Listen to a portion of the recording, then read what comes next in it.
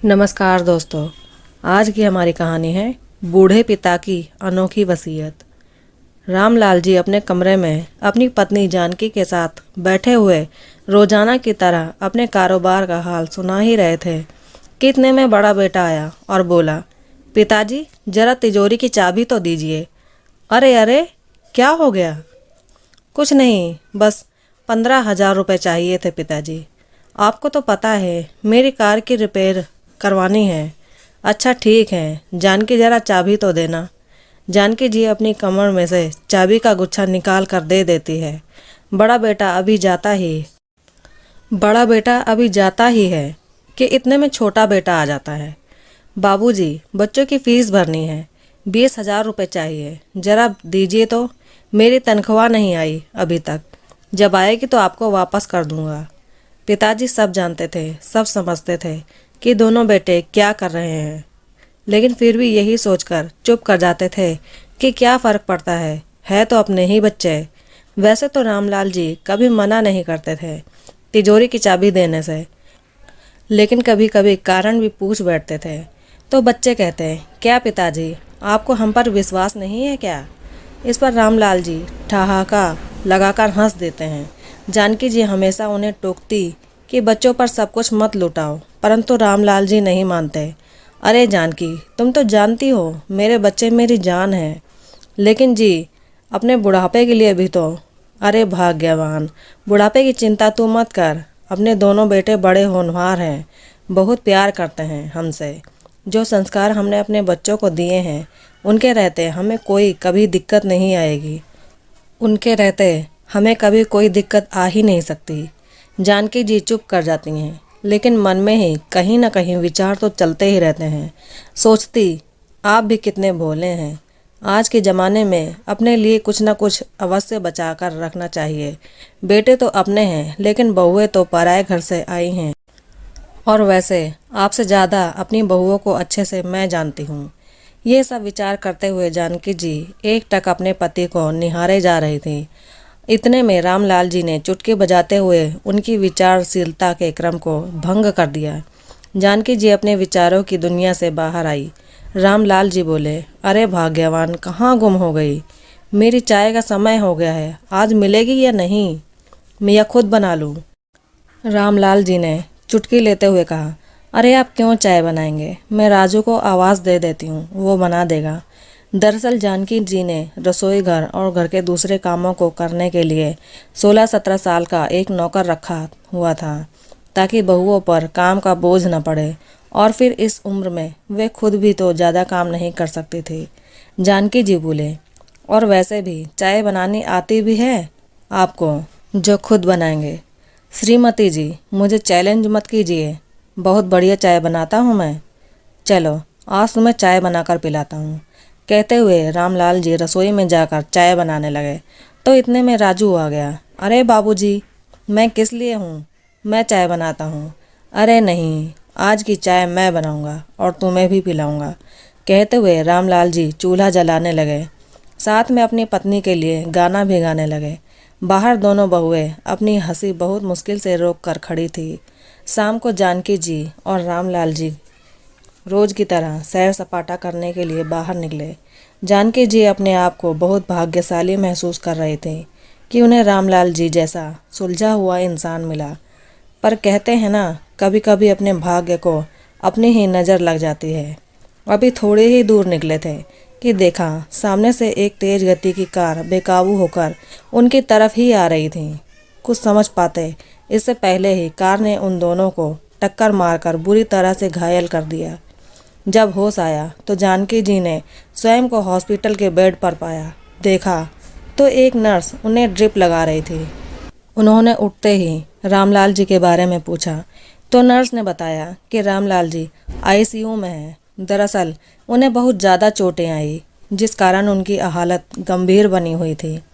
सुनते ही जानकी जी ड्रिप उतारकर एक तरफ फेंकती हुई चोटें लगने के बावजूद उठ खड़ी हुई और चल पड़ी। आज दर्द में भी इतनी हिम्मत आ गई थी कि जो उन्हें रोक नहीं पाया। आज दर्द में भी इतनी हिम्मत कहाँ थी जो उन्हें रोक पाता। नर्स और हॉस्पिटल के अन्य कर्मचारी उन्हें पीछे से आवाज़ लगा रहे थे और जानकी जी को जैसा कानों से सुनाई ही देना बंद हो गया था।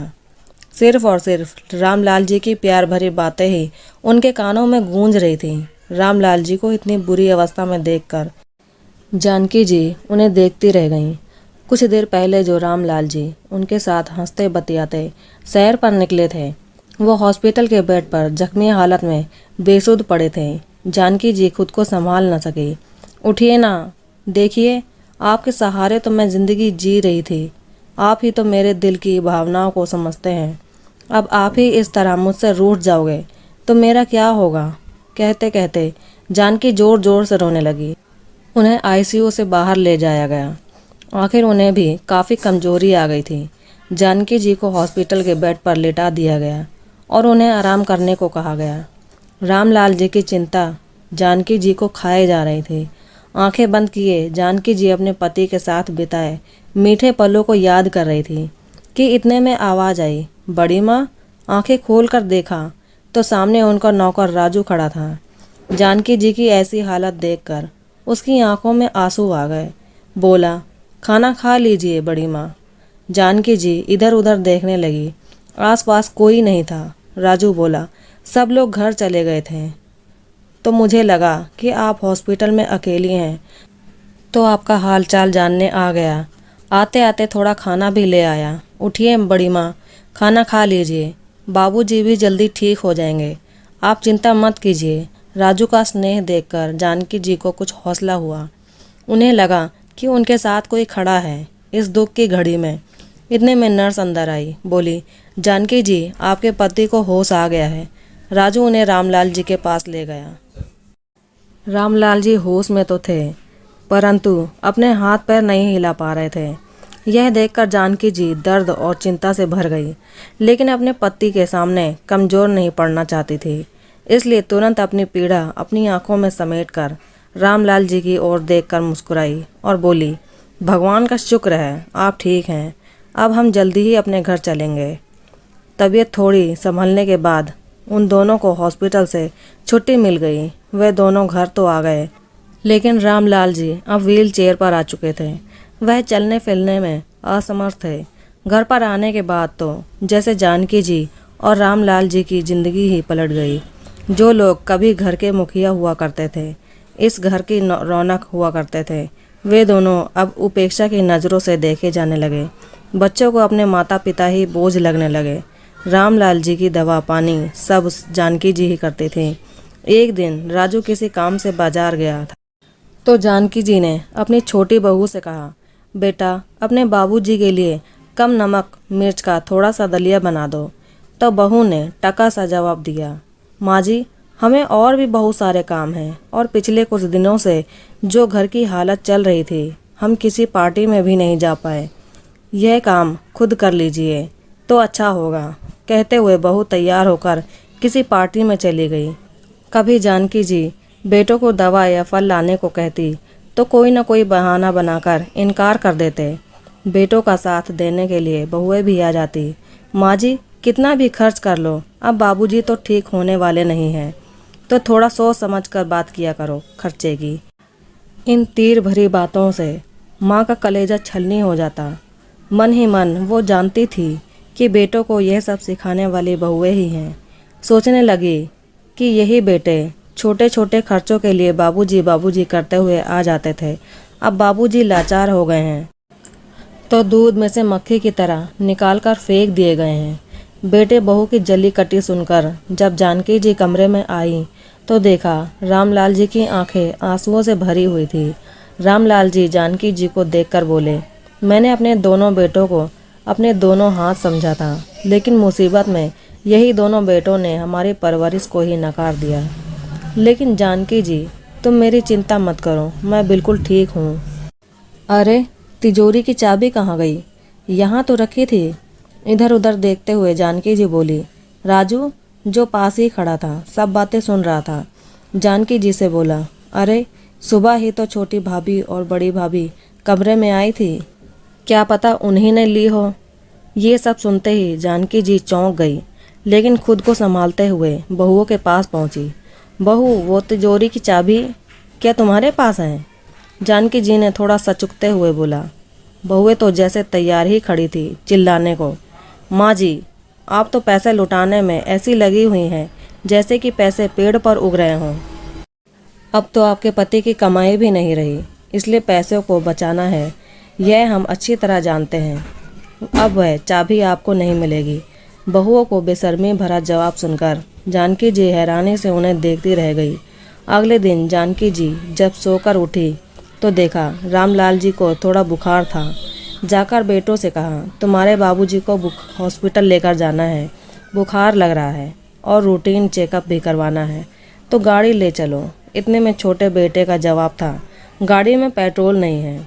आपको तो पता ही है घर में पैसों की कितनी तंगी चल रही है, ऊपर से बाबूजी सब काम धंधा छोड़कर बैठ गए हैं। इतने में बड़ा बेटा भी आया और बोला, माँ आप समझती क्यों नहीं, हम लोग नौकरी पेशा हैं, इतना समय नहीं होता हमारे पास कि ये फालतू काम करते रहें। राजू को बोलकर ऑटो बुला लीजिए और चले जाइए बाबूजी को लेकर। जानकी जी अपमान का घूंट पिए चुपचाप खड़ी थी। उन्होंने उस समय कुछ ना बोलना उचित समझा। इतने में राजू ने आवाज़ लगाई, आइए बड़ी माँ, मैं ऑटो बुलाकर ले आया हूँ। जाते हुए जानकी जी ने राजू से कहा, पर बेटा मेरे पास तो पैसे भी नहीं बचे दवा और फल लाने के लिए। मैंने पैसे उठा लिए हैं, तनख्वाह में से कुछ बचे थे, पूरे हो जाएंगे। कहते हुए राजू बाबूजी को व्हील चेयर को सरकाते हुए ले गया। कहने को तो राजू नौकर था, लेकिन जानकी जी और रामलाल जी की सेवा उनके बच्चों से बढ़कर कर रहा था। ऑटो में जानकी जी राजू से कहने लगी, मुसीबत में जब अपनों ने ही पल्ला झाड़ लिया, तब तूने अपनों से भी ज़्यादा ख्याल रखा है। तब राजू बोला, बड़ी माँ, मेरे बचपन से ही माँ बाप नहीं थे, मेरी दादी ने ही मुझे पाल पोस कर बड़ा किया था। अब वह जल बसी, मुझे तो आप दोनों में ही माता पिता की परछाई नजर आती है। राजू की आंखें सजल हो चुकी थी। हॉस्पिटल में डॉक्टर ने रामलाल जी के लिए कुछ खास डाइट और एक्सरसाइज बताई। राजू ने सब अच्छे से समझ लिया। वापस घर आते हुए रास्ते में ऑटो रुकवाकर राजू दवाइयाँ और फल और ज़रूरी सामान ले आया। राजू ने उनके खाने पीने का खास ध्यान रखा। कुछ ही दिनों में बाबूजी भी ठीक होने लगे। जब तबीयत थोड़ी अच्छी हुई, एक दिन बाबूजी अपने दोनों बेटों को हॉल में बुलाया।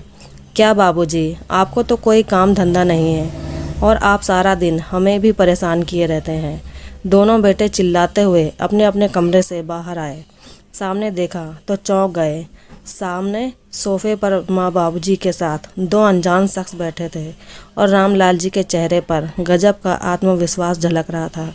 तुम दोनों को शायद पता नहीं, आज हमारी श्रीमती जी का जन्मदिन है, उसी अवसर पर यह सारा इंतजाम किया है आज हमने।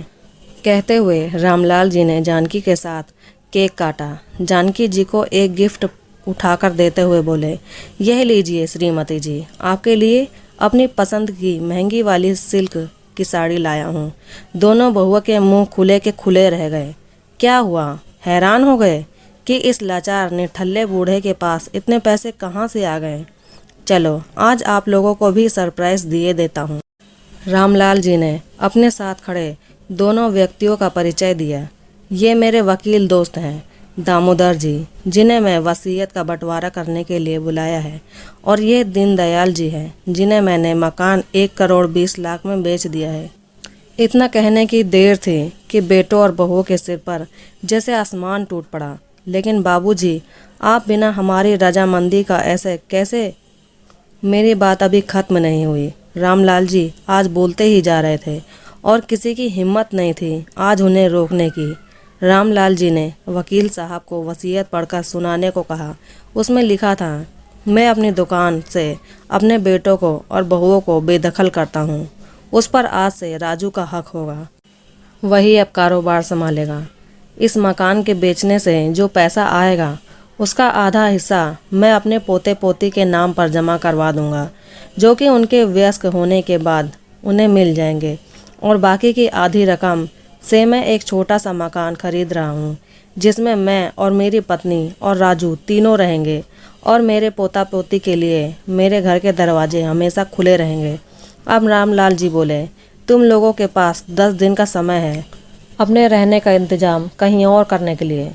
क्योंकि 10 दिन बाद इस घर पर दीनदयाल जी का हक होगा। मैं अभी तक इसी भ्रम में था कि मेरे दोनों बेटे हैं जो बहुत होनहार हैं, परंतु क्या सचमुच मेरे दोनों बेटे मेरे अपने हैं? यहाँ सब अपने अपने स्वार्थ में जी रहे हैं। मैं तो मिथ्या भ्रम में पड़कर खुश हो रहा था कि यहाँ सब मेरे अपने हैं। शुक्र है मालिक का जो हमें ऐसा दुख दिखाया जिसके कारण मुझे दुनिया की असलियत साफ साफ दिखाई देने लगी। मुसीबत के समय भी तुम्हें सिर्फ और सिर्फ पैसा ही दिखाई दे रहा था। अरे मैं कब से इस दुनिया से कूच कर गया होता। अपने लाचार बेकार अपाहिज शरीर के साथ कब तक जीता। यह सब मेरी पत्नी और राजू की सेवा का फल है जो आज मैं बिल्कुल तंदुरुस्त हूँ। असल में बेटे का फर्ज तो राजू ने निभाया है। पिताजी वह नौकर है और उसे नौकर की जगह पर ही रखिए। आपके बेटे हम हैं, बड़े बेटे ने कहा। बेटे की बात सुनकर रामलाल जी बोले, बंधी हुई तनख्वाह के अलावा दिया ही क्या है इसे मैंने, लेकिन इसने तो जीवन दान दिया है मुझे। मेरी और मेरी पत्नी के बुढ़ापे की लाठी बना है। अब तो दोनों बेटे बहुएं माँ जी के चरणों में गिर पड़ी और बोली, हमसे बहुत बड़ी गलती हो गई माँ जी, आप ही को समझाइए बाबूजी को। हम लोग आपके ही तो बच्चे हैं और फिर रिश्तेदार क्या बोलेंगे, यह भी तो जरा सोचिए। बहुओं को माँ जी से कुछ उम्मीद थी, लेकिन जानकी जी उनकी उम्मीदों पर पानी फेरते हुए बोली, यह बात तब याद क्यों नहीं आई थी जब तुम लोगों के सामने लाचार होकर मैं तुम्हारे बाबूजी की ज़िंदगी की भीख मांग रही थी। और फिर रिश्तेदार जो कहेंगे सो कहेंगे, मुझे उनकी कोई चिंता नहीं है। तुम अपना सामान बांधने की तैयारी करो। माँ पिताजी की हिम्मत देखकर आज दोनों बेटों और बहुओं भौचक्के हो गए। शायद उन्हें अपने कानों पर यकीन नहीं हुआ। वो लोग बहुत गिड़गिड़ाए, लेकिन अंत में वही हुआ जो वसीयत में रामलाल जी ने लिखा था। बेटों और बहुओं को अपने किए की सज़ा और सबक दोनों मिल चुके थे। तो दोस्तों, कैसी लगी एक पिता की अनोखी वसीयत की कहानी? अगर अच्छी लगी तो प्लीज़ वीडियो को लाइक करें, शेयर करें और हमारे चैनल को सब्सक्राइब करें। और एक माता पिता की कहानी आपको कैसी लगी यह हमें कमेंट करके ज़रूर बताएं। धन्यवाद।